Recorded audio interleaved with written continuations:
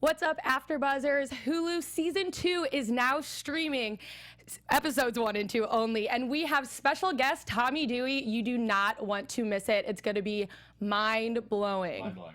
You're tuning into the destination for TV superfan discussion, AfterBuzz TV. And now, let the buzz begin. Yeah, this is Request this is from getting Tommy. going. Yep, this is all me. The Alabama roots are coming out already. Any free tickets that you can give me, Chris? I'd appreciate them. Yes. We are here with a special spotlight on with Tommy Dewey, and we are so excited. And we are so excited that this show is back. It is amazing. So first, you can find us all on AfterBuzz TV for Twitter, YouTube, pretty much anywhere. AfterBuzz TV, any social media. You can talk to us there. I'm your host, Abby Vega, and you can find me on Twitter and Instagram at _Abby Vega. And my other lovely co-host, where can they find you? Ladies first. Hey guys, you can find me at Renee Ariel on Instagram and on Twitter. You can find me at Zach Kelch on Instagram and Twitter as well. And then we have the guy who plays the coolest uncle on TV. Wow, and that's personally debatable. one of my favorite characters on TV right now. Tommy, where can they find you? Thank you. Tommy Dewey Says on Twitter and Instagram. Awesome. We are so excited that this show's back, but first we want to kind of dig into your background and how you got here. So you're from Alabama. From Alabama. We've got my the parents Alabamian here? parents. We even have the in parents here house. today. So happy to have you guys joining us. They're here to make sure I don't cuss. Some authenticity. Oh, you can cuss on this one. Oh, shit. We're allowed to cuss. Oh. Cuss away. Well, hail. Yeah, I grew up in Birmingham, Alabama. Ended up at Princeton University for school. Then ripped up that diploma to get into acting. Ended up in New York. Spent a little time in London. And I guess 2004, 2005, made my way to the West Coast. And had the good fortune of subletting a place in Venice. And that was the end of it. Oh, nice. Still there. So I feel like the majority of LA people are transplants from elsewhere. How do you feel about Los Angeles being from Alabama? I think Angelinos are more Alabamian maybe than New Yorkers are. Okay. I think there's a friendliness there. I mean, especially in Venice, there's got a neighborhoody vibe, which I grew up, in that kind of environment, and so I took to it pretty quickly. Weather's obviously great. Too far from the hometown, but otherwise a good spot. So growing up, were you always a performer, or was this a very random turn of events after Princeton? I don't know, Mom. I kind of was. I would do the pep rallies. I hosted a lot of stuff, but I was on the track team at school for a day. Broke my foot. As one does. Yeah. As you do. Yeah. In college. Everyone here's broken a foot in college. Actually, I have. So I feel I haven't. Maybe I lucked out. Yeah, you made it through unscathed. And then I auditioned for this sketch and improv comedy group, and the rest is history. I kind of lucked into a manager when I was in college. Someone saw me to play at school. Started taking the train into New York, and doing commercials, a little guiding light. Yeah, guiding light. I was gonna say the late great guiding light, and then. Got a job out here, to make a long story short, and said send my stuff out. I think the West Coast is where I need to set up shop. So obviously your family's still back in Alabama. Yeah.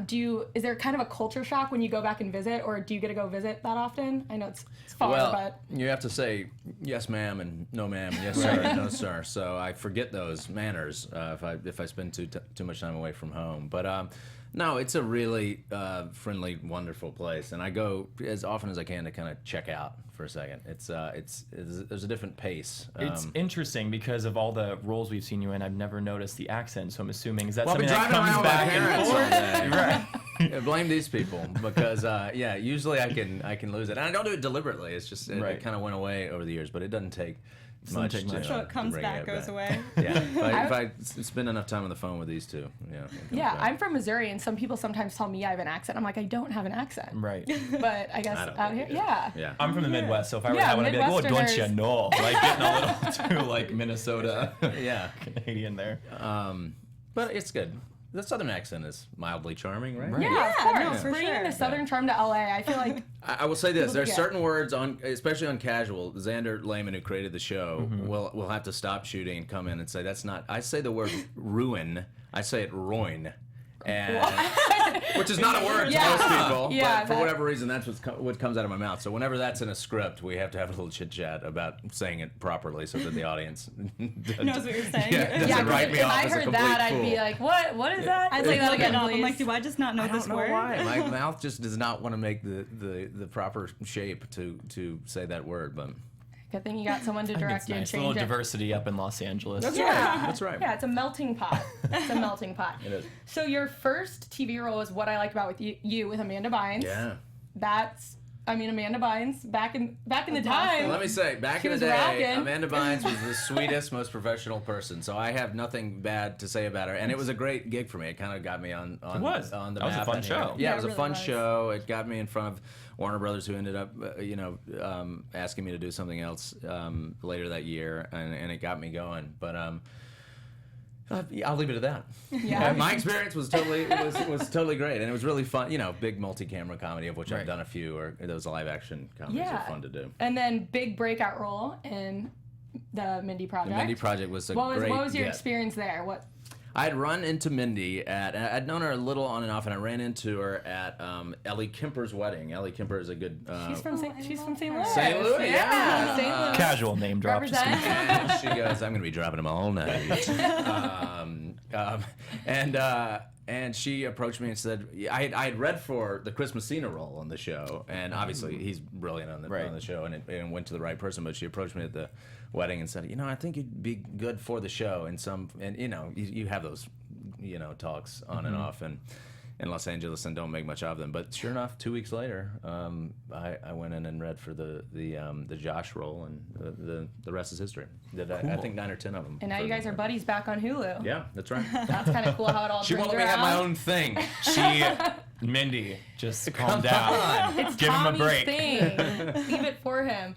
So then also role on Code Black, which is very, very different Very than different, your yeah. role on Casual.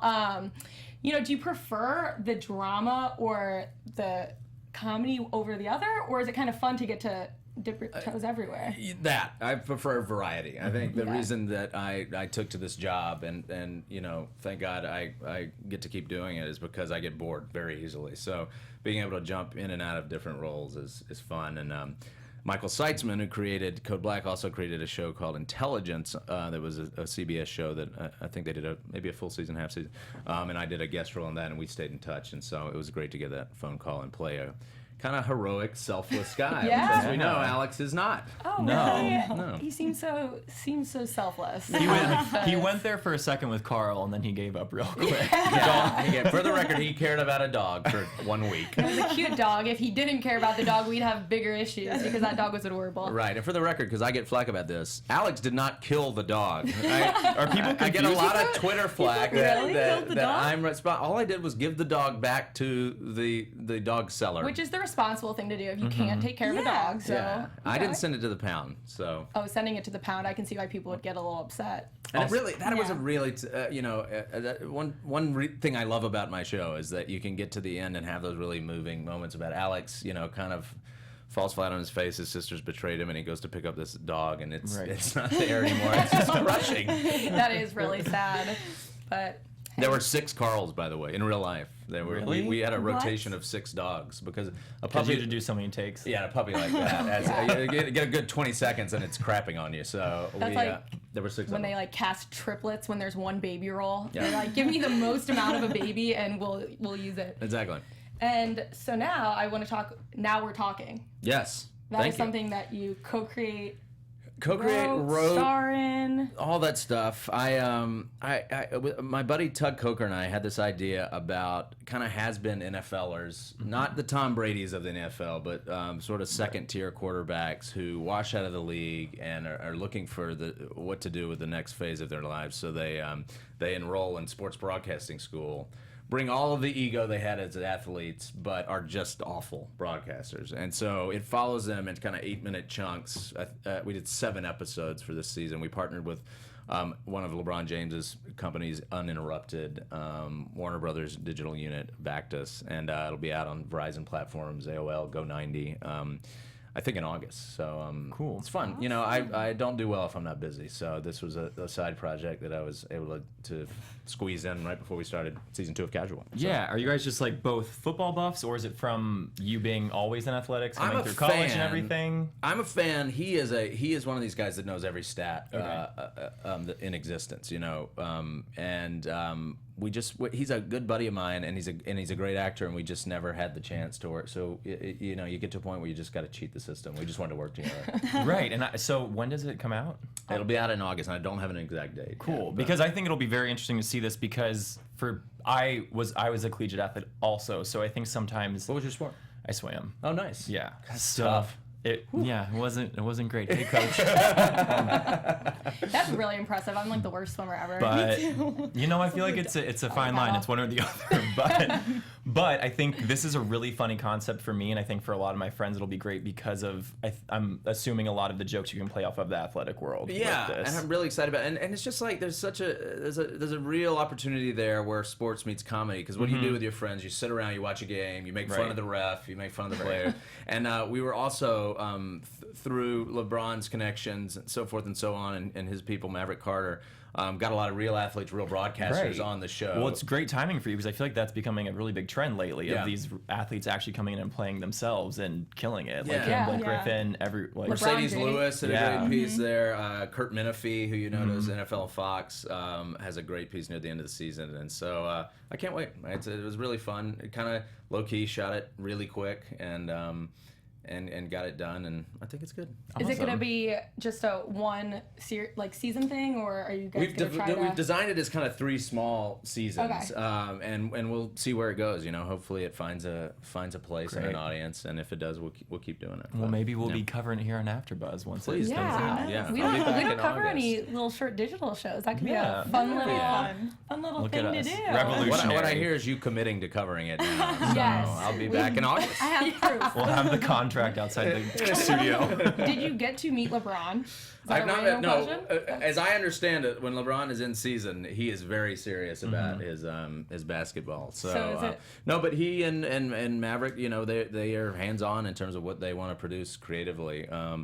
And you know, saw what we wanted to do. We had shot a couple of days of kind of spec material to show them what we wanted to try to do with it, and they said, yeah, I think this is great. We'll support your vision for the show. So and they did, and it was great. Awesome. You know? That's cool. You awesome. can be in a place where you do a passion project like that. Yeah, it's great. Yeah. And then go to Casual, where I don't have to worry about any of that stuff, and just do, you know, the job, which getting just into doing Alex is not an easy it's job. not the easiest thing to tap into. Getting into that hellish headspace is a little bit of a chore, but a great one. Look at that natural transition for us. What I have to I'll do mention these segues all day. This is the funniest thing is when right when I heard and Bachelor fans. I mean, right when you said I don't admit it often, but yeah. you guys watch TiVo it. Yep. Right when I heard the second tier NFL quarterbacks, I automatically thought of Aaron Rodgers' brother, who was on this season as a contestant on The Bachelorette. I should know this. Was his brother a quarterback? Yes. And where? See, College quarterback? His professional thing on Bachelor was Vanderbilt. Oh, It Vanderbilt. was Vandy. My dad, University of Alabama. I mean Vanderbilt alumnus. His profession on The Bachelorette is ex-NFL football player. And last night was the episode when he got that thrown in his face, and that's neither here nor there. Yeah, Anyway. but I'm not here to cover The Bachelor. We can recap that after. So we'll move I love it. on to The show the of the good moment. stuff. Yeah. The good stuff. So Today's the day, guys. yes, I know. And Very Do you have a lot of anticipation in when a show premieres, or? A little bit. I mean, streaming is interesting because it's, you know, so it's taking a little getting used to how these shows roll out. But still, there's something about the first day that it's available and doing the press for it and all that stuff is really exciting. Yeah, it's like it's akin to getting ready for a game. I get a little buzzy about it. How are you feeling today? Buzzy. Nailed it. you're How are killing you it. feeling today versus Something- versus the wonderful. first season premiere? Well, Well, I think we know we're onto something good, Right. if I can say that. I mean, we know that the chemistry works, at least having a season under our belts. But then again, you never know how people are going to receive additional episodes. That said, these scripts would come in and they're more emotional and they get darker and crazier than last year. I mean, Great. Xander's really great at advancing the story and taking these characters into new emotional terrain and comedic terrain. I mean, it remains funny throughout, but man, does it get dark and dirty. I mean, yeah, before you got here, we were discussing it, and we were saying how this show, we really go from moments of laughing out loud to almost cringing with how real and dark it gets in a quick turn. And definitely- Michaela has some stuff in the second episode that's so cringeworthy in the most beautiful, wonderful way that it's like you want to look away. But she's so great in that role. It's fun to watch. Yeah, and I think what's really cool about the streaming platform is now that there's a season 2, I feel like people are seeing all the advertising and they're saying, oh, now I'm going to go back and watch season 1, because I know that's what my parents did, because I told them, I'm like, this show is so good. It's, there's a season 2, it's coming out, and now people are thinking, okay, now I can just go watch all of season 1 knowing that's good. Yeah, and that was new for me too, seeing that as you build a library with a streaming show, people will go back and find, if you say we're doing 1 season, they think, maybe I'll wait and see if that catches on. But now that there's a second one, there'll be at least 23 of them. You think, okay, it's worth my time to kind of get invested in these characters, which is cool. And I've felt that over the last couple of days. People saying, oh, now I'll check this out. I didn't know it was coming back this quickly. And I want to say about the show, it really rewards patience. I mean, they're so careful about not doing the kind of easy, cheesy, big fireworky thing. Oh, it's a slow burn Yeah. on Yeah. the episode. For sure. And that slow burn just pays off in spades. I think for me as an actor and as a fan of the show, you see those little cracks starting to form. And so when in episode 8, 9, 10, when the shit really hits the fan, and I can't say shit, correct? You can say it. It really Mom. Mom's not mic'd, so here we go. So you just said, like, as an actor, it pays off. I mean, the number one question I want to ask you about this, how do you get into Alex? Because the first season, he starts off, as we find out, coming off of an attempted suicide. Yeah. And I mean, he essentially, in a very comedic light, is mentally ill. Yeah. So, I mean, what was your process? Well, I think part of it is, you can look around. I think we all probably have mentally ill friends and family. The present company excluded. But also, it's a matter of, and I certainly have personal demons. It's finding those and kind of turning up the volume on them. When the camera's rolling. And one thing I identify with in Alex is, and I've said this before, is he kind of uses sarcasm and glibness to deflect a little bit and to cover. It's written so brilliantly. At first, you think, oh, this guy's kind of an asshole, and he's sort of quick with a witticism to blow people off. But really, it's because there's so much going on underneath. And so the writing is so beautiful. You can just kind of hear it. And those things are rare. When I read the script, I said, I got to meet this guy. I don't know if he'll hire me, but I got to meet him and Jason Reitman, who directs and produces the series. And then once you get 5 or 6 episodes in, you kind of go to that dark place every day and sort of shake it off on the commute home. And luckily, we only do 13 of them, so I don't go completely mad. Right. So Jason Reitman also did Juno, so you can kind of, right? Yeah. Yes, and you can kind of see that The dark comedy. comedy, Right. which I really like. Up in the Air too, which was the movie for me. Of Right. his, that I find it so Absolutely. touching but funny and. Which actually, now that you say that, there's kind of a similar draw to Anna Kendrick's character, I feel like, a little bit, in that she, with Alex, in the way that it's stifling like a much deeper sadness, or not like letting that really show. I think that's right. And I think even with Clooney, he thinks he can kind of just keep circumnavigating the globe and and avoiding any kind of laying down any real roots, thinking he'll be fine. And by the end, he's not fine. Nor is Alex. Right. So what was it specifically about this project when you saw it? Was there a couple things elements that made you want to be a part of it?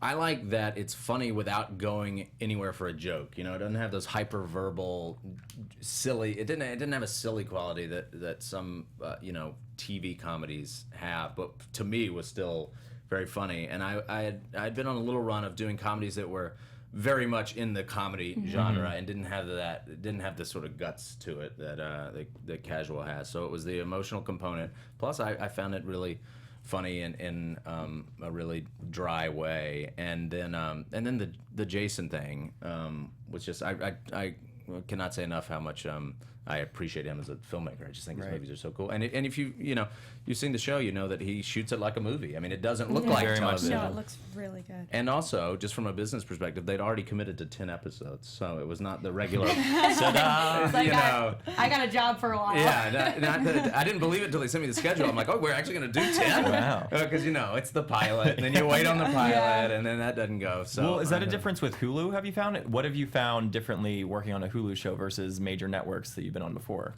They're really gung-ho. They're just now getting into the premium scripted world, and they're doing all the right things. They're being very careful about developing the stuff, and they're partnering with great writers and great filmmakers, and they're just eager. It's not one of these slow-moving ships that's been making television shows for 70 years and say, you win some, you lose some. They're really passionate about it and supportive of a very specific vision. I don't know that this show gets made anywhere else without getting noted to death. Right. Well, and it's paid off as the first Golden Globe nomination for Hulu. Yeah. Which is so cool to be a part of that for them, Yeah, and for us obviously, but that company was so psyched to be there and have finally kind of made it to that table. Right. Were there any differences between filming season 1, because obviously it's the first season and it's a Hulu show, and then after it's a success and picked up for season 2, or was it all pretty much the same? No, I mean, I think the trick is to kind of not overthink that you've already got a good season on your. No, don't go back and try to replicate what you did. Just approach the new season with an open mind and try to treat it almost as a new thing. Because I just don't think if you're looking backwards saying what did we do right last year, I think you start to screw up when you overthink, especially comedy. And also it was the thing of like I love working with Michaela and Tara so much. Right. It's showing up and trusting that, and there's days where you're like, oh, did we work hard enough? You feel like we should have been, really, we should have been working this more. But the truth is, you gotta kind of, let all that go. I mean, truthfully, what drew me to the show in the first time was knowing Michaela from all of her past work, and I mean, always being such a comedy star, and then seeing this, I've never seen her in a role like this before, and I was like blown away with everything. How is the dynamic between you two, since obviously your characters are so close in a difficult kind of a way? Complicated to say the least. It's great. I truly love that woman, and we spent a lot of time together off the set, and we hit it off really quickly. I mean, it goes to Jason's genius is that he saw something, meeting us separately. I think these two are going to get along. And then first screen test was like, okay, cool. And we were doing bits by the end of it. We already had inside jokes at 10 minutes into the thing. So it's great. They had to dye my hair, which was a small sacrifice to look a little more like my sister. But yeah, and being there to watch her get that role that she, hasn't been waiting for, but deserved long ago, but has finally found it, and it's finally clicking. It's cool to just sit back and watch that happen. Yeah. What's also interesting too is the dynamic that this show has in a family, because I've never seen this kind of dynamic before. So how did you guys, obviously, if that was your real life dynamic with your sister and your niece, how would you handle that? Because there's some weird things that happen. Well, what's cool is it does codependency in a very interesting way, but what is cool to me is that no one is really the adult in this family. If it's anyone, it's Tara. It's right. It's Laura, the daughter. It's certainly not either of us. Xander put it this way once, which I thought was really interesting. He said, he said the series poses the question, what if your sister, in a platonic way, is your soulmate? Meaning that's who you're supposed to cohabitate with and be around. Of course, that's unhealthy, but the idea of challenging that idea makes for very good, weird, drama / comedy. We see a lot of those moments for sure. We were talking about in the finale of the first season, just the last lingering shot of the hand holding. I think my friend group had a lot to say about it. Yeah. Well, I'll say this: that moment is not forgotten. Right. And this writing team is so sharp that those little details reverberate through the second season as well. So she may eventually hold my hand. Whoa. What's been your favorite episode to film? Oh my God, there's a great, in terms of just pure fun, on the day fun, because I find it all fulfilling in different ways. Even the really emotional days are fulfilling. But we did a Thanksgiving episode that was kind of like a French farce, like people coming and going, and she dumps the mac and cheese on the ground, and I yell at Dad, and all of that is really fun to play. I think there's a great line at the door where I go to answer the door, and she's like, "What about the Titanic?" And and we do this run Only about one the can Titanic. can stay on the door. Yeah. There's only room for one person on the plane. I think is the line. So in terms of pure fun, it was that, and there's some great moments where I get back into the working world in second season, which is you might predict a disaster. And so there's some midway through the season. There's a couple really fun episodes with me and Vincent Kartheiser's joining the show. The great Vincent Kartheiser from Mad Men is my adversary at work, and so we mix it up in spectacular fashion. And then late in the season, there's some really heavy episodes, and to be a cheesy actor for half a second here were like really just rewarding to be a part of. So. Right. So the first season ends with you and Emmy breaking up, but reconciling with because my sister sleeps with her. Yes. Yeah. I was gonna gloss over that. Small detail. It happens. Family But you ultimately end up picking your sister over her. Yeah. And so where do we see this now moving forward season? Obviously, without giving stuff away, where do we pick up with Alex season I want to 2? say, and I don't know the exact number of days, but it's probably 10 days to 2 weeks post that marriage moment. The parents get remarried at the end of season 1, and we show up very awkwardly at the wedding. It's probably in all black. Yeah, I know. It's probably 2 weeks later, and some walls have gone up. I on the exterior, I'm cheery and fine, and I've turned over a new leaf. I'm jogging and drinking smoothies, and she's still like, "When are you gonna implode? We haven't discussed this." And in Alex's way, he's pushed that all down deep. Of course, it'll come out sideways later on, but they're getting along. He's looking for distractions. Among them is he's homeschooling Laura. Okay. He takes ownership of her schooling because she didn't want to go back to school because obviously she had a sex scandal. And, Can't imagine that's going to go. So, that goes off the rails like almost instantaneously. Michaela's on this really entertaining and great and moving journey to find friends. She's decided stuff is so precarious and weird at home that I need friends outside of this. Outside of this tiny world, and she's not the best at making friends. That house and our three characters are kind of this magnet that you try to get away from, but we interfere with each other too often, and so similar themes, but played out in very different ways. And I think the overall idea of the series was to see them out in the world a little bit more. Now that we know the characters and there's a shorthand, and with a look from Alex or Valerie, what they're thinking because if you've watched the series, you kind of get them. So that's where we're at. Yeah, and then season 1, you guys all kind of were trying the romantic relationships out, and you had success for a little. I mean, what some may call success. I don't know about that relationship. Success. But is season 2? Are you guys still trying to figure romantic stuff out, or is it different types of relationships that you're focusing on? I'm still. I mean, the great thing about Alex is he can be such a cynical jerk, but he's a romantic. I mean, he so wanted the Emmy thing to be the one true match, and he gives it another run this year. The wonderful Britt Lauer, who's on Man Seeking Woman, comes in as my love interest, and I don't want to give you too much context. I don't want to give too much away, but we mix it up a little bit. It gets messy.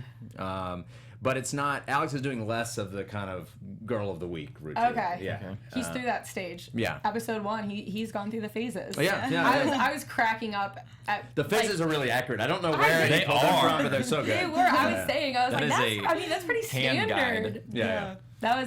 It was pretty funny though to see you like up in the middle of the night with like the beanie. I'm going on a jog, and I'm like, what am I doing? I like that beanie. I wanted that to make another appearance, but it was gone after the first episode. And we were also talking about how obviously it ended bad with your sister in the last season, but you chose her. And in the end of episode 1, you kind of blow up on Leon's ex as if we took it as you were pretty much taking it out cathartic. on her what you were doing on Valerie's. Are we going to see your character ever actually confront the issue head on? Yes. I won't tell you how or when, but yeah. Now, did we reach a resolution? That's debatable. Because we want to do several more seasons, so we can't wrap this thing all up. Well, it's also realistically between Alex and why am I blanking on Michaela's character's name? Val. Yeah. Valerie. I mean, you both are such intellectuals that I feel like it's constantly kind of like a ping pong game back and forth of really kind of thinking the other one has the better idea on the other, or especially in her profession of actually being a therapist. If we were simpler people, we'd probably be just fine. There's just so much overthinking, and I like that it's a show that's not afraid to be intellectual. You know, it's not afraid to have smart characters really thinking through things and being articulate about them. But yeah, we just got snakes in the head. We tie ourselves in knots over this stuff. But yeah, it's a cool show in that it lets you play with ideas. You know, in that ping pong match between the two of us, we flesh out sort of funny ideas like the phases and stuff like that. Like the show has a way of, in dramatic fashion, while you're engaged with the drama, it's also giving you something to chew on. You know, which is cool. You know, the best playwriting does that. So it's cool to be a part of it. And we also were talking too with the phases. We were saying how that's super realistic, but the show also includes all these different pop culture references, you know, talking about social media and then the dating on apps, which is just the biggest thing right now. I'm such a Luddite. Snooger. The name of it. Snooger. Yeah. What did I did an interview yesterday, and someone said, "So tell me about Snoogle," and I was like, "That's dirtier." For some reason, Snoogle. Snooter already, I don't like saying. Snooger is a weird word. It's super weird. Well, listen, they went through like 18. You know, you have to get clearance for these things, and if they're real companies, they do focus groups to see what's worth. So like they said, well, how about this? I said, no, that already exists. Well, how about this? 18 picks later, they got to, well, how about Snooger? Like so they made it up like in real time, and someone said, yeah, nobody named a site that. So I don't know. I don't know exactly what the etymology of that word is. Entomology, folks, look it up. There we go. Please don't look it up. I might be using it wrong. But I was gonna say I might actually need to look it up. I don't know what it means, but the no, it's something I've never done. So some people in the cast and crew had, so I relied on their stories to sort of for my research. Right, But, and it's fun to see kind of the silly online dating trend being played out in a more, again, intellectual or mature environment as opposed to hearing just the trashy stories that most comedians go to with this stuff. I feel like whenever there's when we get to a crossroads where there's an easy joke to be had, Xander and company do not do that. They don't go for the easy, silly version of a bad internet date. They take you in a more honest direction, and they're a real part of how people date now. I mean, I'm too paranoid, but I feel like there used to be a time when it was such a weird thing if someone said they met their significant other on a dating website. Right. Yeah, unheard it was and now it's the norm. It's commonplace. the norm. Yeah, totally. Do you guys met do him it? in a bar? Like that's I've never. Nappers? No, I've had one for like a day, and then it kind of is like scares me a little bit. Yeah. Just because I am paranoid of getting kidnapped or something weird. Oh, always. Which I know I'm paranoid of getting kidnapped. Yeah. I just put out an ad in the paper. I mean, that's smart. That's a good way to go That's the about way to it, do for it. sure. In the printed paper. Yeah. Then you're getting the which people who read the everyone papers. reads enough. You're in the want ads. Yeah. You got one call in the last 5 years. And he made you fix his porch. Yep. That's what happened. And then another thing about this show is we got in depth before you got here, but how it's a comedy that we can actually have an after show about that has good issues to talk about, and it's not like you said, just the easy comedy where, I mean, there's not much to talk about. You can get in depth with the issues that are going on with these characters, and we were talking about your lines are delivered perfectly. No, thanks. They're so great. Yeah. Well, I'm a snarky Dry. jerk. Yeah. Day, It's awesome, and that's why we love it. So. Oh, good. Yeah, I mean, it has these like emotional cliffhangers where you genuinely want to know what. I mean, the drama world's been doing it for a long time. What happens next? But what's interesting about this show is there can be some kind of emotional moment between two characters, and it's as simple as like wanting to tune in next week. It's written so well that you want to know what happens with those people. Do they make up? Do they not? Yeah. You know, The show really does keep you on your toes, and like you really want to see the next episode and where relationships are going, good. and that's my favorite part about it. Awesome, thank you. Yeah. Yep, and I just say the stuff, but thank you. I'll take credit. We mean it. I'm gonna We take mean credit it. for We love it. Yeah. We are excited to talk. We're going to talk in depth tonight on episodes 1 and 2. I've already seen them both, and I'm good. already can't wait. Do we have any final thoughts on Casual? We're going to play a little quick rapid fire either or game. I don't know if you're ready I've been up for it. since 6. Great. So we'll Any get other authentic answers. Yeah. So any more Casual? Anything else you want to talk about No. before we grill you? I don't think so. Stay tuned. It's a great season. I mean, we've raised our game, I think, and great guest stars that I should mention. Like I said, Vincent Kartheiser, Katie Hazelton, Britt Robertson comes on for a bit. I'm sure I'm leaving some people out, but really the people that come through are Britt Lauer, as I mentioned, that come through our world for a short time are all top-notch talent, which is another just cool thing about working on the show. For whatever reason, people want to do it, and so we get great folks to play around with. So Awesome. yeah, it gets excited to messy see in all it. the great ways. Good. All right. Are you ready for this? I guess. Do we have any fun sound effect? Bing. No? Maybe not. Sometimes they just like randomly have these awesome side effects. Okay. Are we Side ready for effects? this? Not side Side effects. And you thought you were drinking water in your I've been mouth. up early too. I had to sprint to my car this morning. I'm a little tired. Okay. So we're ready here. All right. Night in or night out? Night out. Hard liquor or beer? Beer. Country or rap? Country. I figured that one. Money or power? Power. Matt Damon or Matt Perry? Matt Damon. In a friendship way. Yeah, I was saying, context, please. That's not how rapid fire works. That's not rapid fire. Friends or Seinfeld? Close but friends. Sweet or salty? Salty. Chocolate or strawberry? Strawberry. Mulan or Pocahontas? Oh, Pocahontas. What is this list? Tennis shoes or sandals? I'm going to hear from the Mulan people on this. And listen, I liked it too. Cats or dogs? Dogs. Okay. Great. Although a cat has taken up residence at my house. Get rid of it. Yeah. What can you do? It waits for me. I get home and it's sitting on the doorstep. I'm Did you feed terribly. it? You have to I'm take it terribly in now. allergic. I Knock don't it off? feed it. No, it's not coming inside. I'll send it home with Mom. Right. I think that rapid fire stressed me out like more. I was Right. just like, okay. You well, nailed it. That Pocahontas was a curveball. I know. I was trying to think of like what's the random thing. I'm a big Disney person, so great. I was like Mulan or Pocahontas. Whatever. Well. And now in 5 minutes, you put that in a computer and you can tell me my personality type, right? Yep. Yeah. Right. It's all part of a test. Yeah.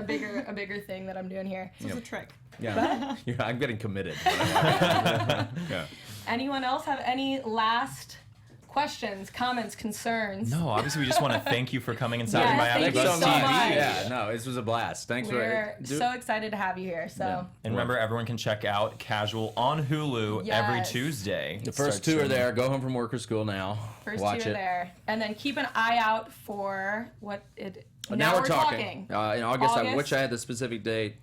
LeBron James, uninterrupted. Verizon, Go 90. Lots of entities involved, but it's a really fun show, sports comedy hybrid. Awesome. Yep. Well, thank you all so much for tuning in. Make sure to give us a thumbs up on YouTube if you like us, rate us. You can find all of us on Please AfterBuzz give us a thumbs up. TV. I have a very fragile Definitely ego. thumbs up. We don't want to hurt his feelings. It's Very emotional. I am. But you can find me, Abby Vega, on Twitter and Instagram at _Abby Vega. Where can they find you all? You guys can find me on Twitter and on Instagram at Renee Ariel. at Zach Kelch on both those platforms. At Tommy Dewey Says, Twitter, Instagram, and one of these days I'll join the other ones. Snapchat. Nailed it. Nailed it. Yeah. All right, bye guys. Sweet. From executive producers Maria Menounos, Kevin Undergaro, Phil Svitek, and the entire AfterBuzz TV staff, we would like to thank you for listening to the AfterBuzz TV network. To watch or listen to other after shows and post comments or questions, be sure to visit AfterBuzzTV.com. I'm Sir Richard Wentworth, and this has been a presentation of AfterBuzz TV. Buzz you later. The views expressed herein are those of the hosts only and do not necessarily reflect the views of AfterBuzz TV or its owners or principals.